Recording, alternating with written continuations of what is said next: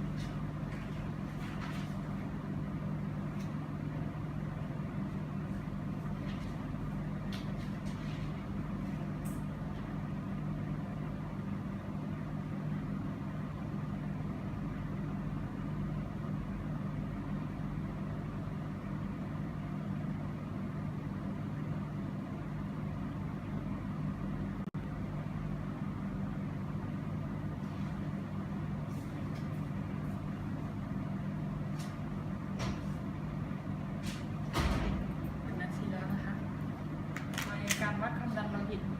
นะคะจัดท่าผู้ป่วยในท่านอนหรือท่านั่งในท่าที่สบายนะคะเหยียดแขนข้างที่จะวัดออกมาก็หงายฝ่ามือขึ้นค่ะพับแขนเสื้อขึ้นเหนือข้อศอกประมาณ5 นิ้วนะคะวางที่วัดความดันไว้ตรงระดับเดียวกับหัวใจ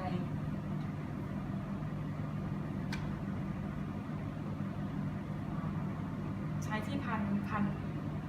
รอบๆแขนให้เหนือบริเวณตำแหน่งเบเคิลอาร์เทอรี่นะคะโดยที่ถุงลมแล้วก็ปลายสาย2 เส้นอยู่ข้างหน้าของท้องแขนค่ะ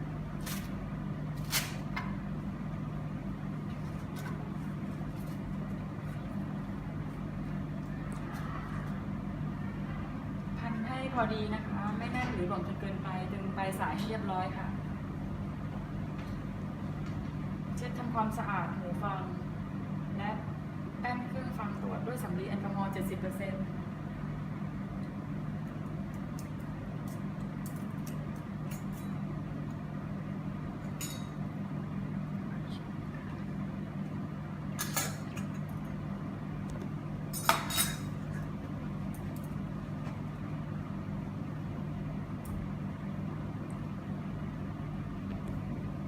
ใส่หูฟังให้ถูกต้องแล้วก็ตรวจสอบความพร้อมใช้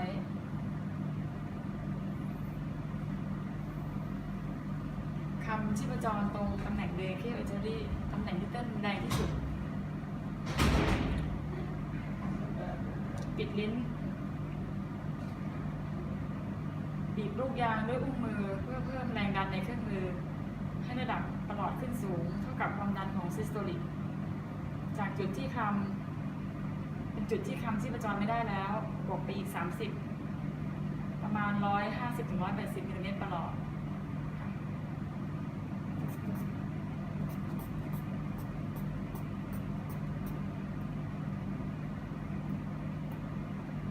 ป่วยรายนี้ชีพจรคำไม่ได้อยู่ที่120นะคะก็บวกไปอีก30เป็น150ค่ะ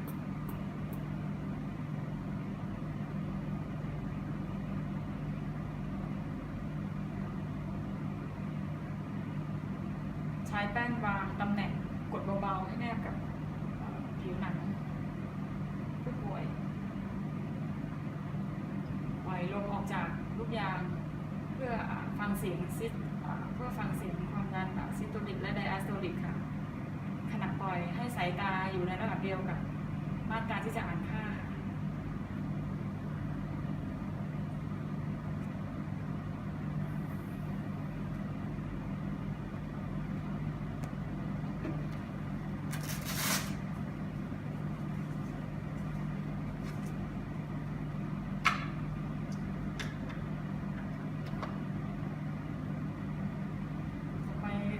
วัดอุณหภูมิในร่างกายต่อนะคะเอาประหลอดออกนะคะอ่านค่า าพประหลอดในระดับสายตาแล้วก็แจ้งผลสัญญาณชีพให้ผู้ป่วยทราบคุณวิคะอุณหภูมิในร่างกายตอนนี้ 36.5 นะคะสามารถทางรักแร้บอกมี 4.5 เป็น 37 ไม่มีไข้นะคะ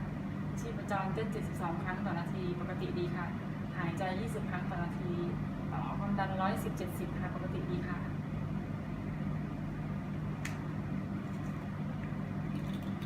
ในการเก็บอุปกรณ์แล้วก็บันทึกผลนะคะเก็บอุปกรณ์เครื่องชาร์จไปทำความสะอาดให้เรียบร้อยนะคะ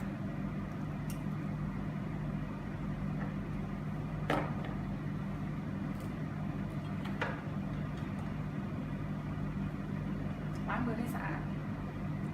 ขั้นตอน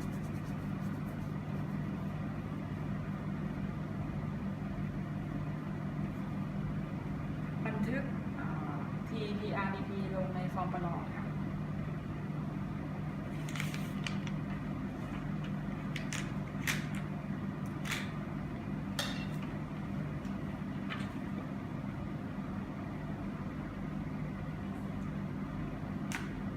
เวลาที่ใช้ในการปฏิบัติทั้งหมดไม่มากกว่า 10 นาทีนะคะในกรณีวัดทางปาก 15 นาทีในกรณีวัดทางรักแร้ค่ะ